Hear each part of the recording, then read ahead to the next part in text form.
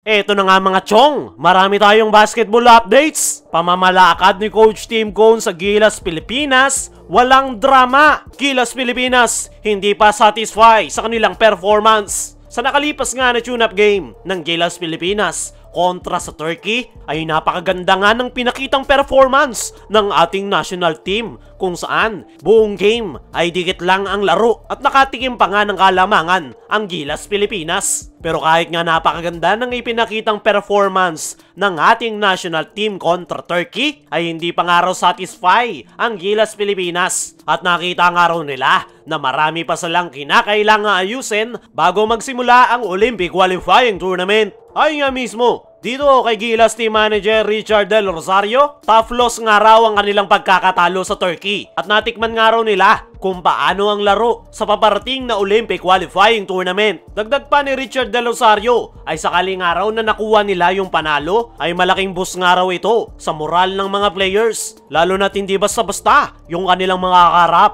sa Olympic qualifying tournament na Georgia, lalong-lalo na ang Latvia kung saan hindi na sila po pwedeng magkamali. Para nga raw sa karamihan ay satisfying yung naging laro ng Gilas, Pilipinas kontra Turkey. Pero sa mindset nga raw ng Gilas, Pilipinas ay hindi nga raw sapat yung kanilang performance na muntikan lang manalo. Meron nga lang daw silang isang shot para sa Olympic qualifying tournament, kaya naman hindi daw sasapat yung muntikan lang manalo. Para sa akin mga chong, ay magandang mindset yan dahil gutom nga sila sa improvement at ang gusto na nila ay panalo, hindi yung learning experience lang. Pero kahit natalo ang Gilas, Pilipinas ay meron ngang silver lining para sa ating national team kung saan maagang magagawa ng solusyon ni Coach Tim Cone kung papaano sila didepensa pagdating sa 3-point shooting ng European teams dahil panigurado sa 3-point shooting sila dadalihin ng kanilang makakalabang koponan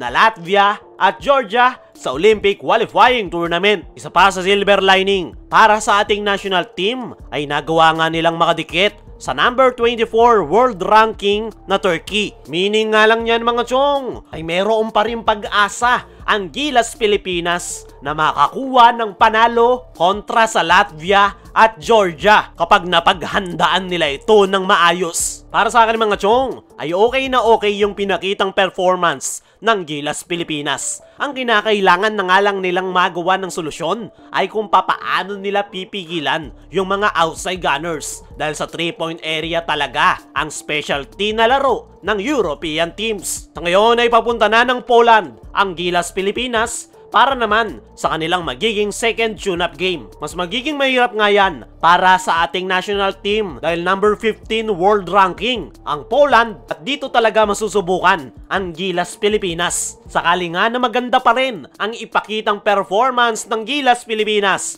kontra sa Poland ay napakalaki talaga ng chance ng ating national team na makasabay sa Latvia at Georgia. Pero naman ang magiging resulta ng kanilang huling tune-up game kontra Poland ay panigurado marami silang matututunan. At alam ko gasgas na yung salitang ito na learning experience. Pero yan talaga ang totoong learning experience dahil nakikita natin ang malaking improvement ng ating national team. Pamamalakad ni Coach Tim Cone sa Gilas, Pilipinas, walang drama. Ngayon nga mga chong ay smooth na smooth ang transition ng ating national team. Kasalukuyan na nga silang nasa Europe para sa kanilang mga tune-up games. Wala nga masyadong naging problema ang ating national team at walang dramang nangyari. Hindi gaya nitong mga nakaraan noong si Chot Reyes pa ang umahawak sa Gilas, Pilipinas ay kabi-kabilang drama ang naglalabasan. Nagkaroon pa ng issue noon kay Kai Soto dahil hindi ito dumadalo ng kanilang team practice. Maraming ang players ang imbitado para sa Gilas pool pero karamihan ay hindi dumadalo dahil ayaw nga ng Gilas, Pilipinas players sa pamamalakad noon ni Chot Reyes. At alam nga ng mga players na yung kukuhanin nitong player ay ang kanyang mga paborito gaya na lang ng Ravenna Brothers. Pero nagbago nga ang lahat simula ng hawakan ni Coach Tim Cone ang ating national team. Biglang dumagsa yung mga players na gustong maglaro sa Gilas, Pilipinas. Kita nyo naman ngayon walang drama na nangyari. At nang dahil yan, sa pamamalakad ni Coach Tim Cone, ayaw na ayaw nga nito ng drama sa kanyang kupunan at para nga mawala yan ay sinimulan ni Coach Tim Cone sa pagbuo ng Gilas lineup. Hindi na nga ito bumuo ng malaking Gilas pool. Ang ginawa ni Coach Tim ay diretsong 12-man Gilas players. Siya na mismo ang namili ng final 12 lineup para na rin hindi magkaroon ng tampuhan sakaling hindi mapasok sa Gilas lineup. At hindi nga mangyayari yan dahil saktong 12 players lang ang kinuha ni Coach Tim Cone. At ang lahat nga ng player na ipinasok ni Coach Tim Cone ay willing na willing at gustong maglaro sa kanyang sistema. Ngayon ko nga lang ulit nakita ang Gilas Pilipinas na walang drama sa coaching staff pati sa mga players. Lahat sila ay nagkakaisa.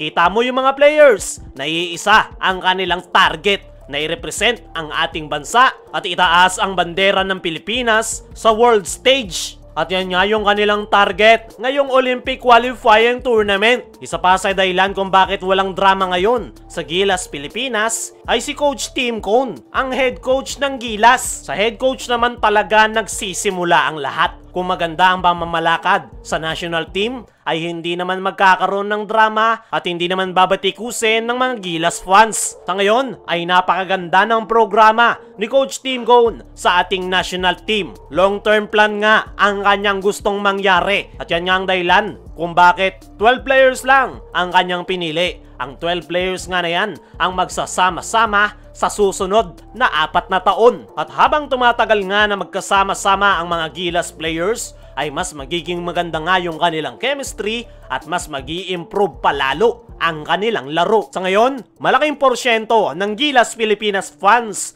ay masaya na si Coach Tim Cone ang umahawak sa ating national team. Maganda nga ang kanyang pamamalakad, walang dramang nangyayari, ang tanging target lang nila ay purong pagre-representa ng ating bansa sa basketball stage at wala nga silang ibang hangarin kundi manalo. Hindi gaya nung nakaraan na puro learning experience lang ang gustong mangyari.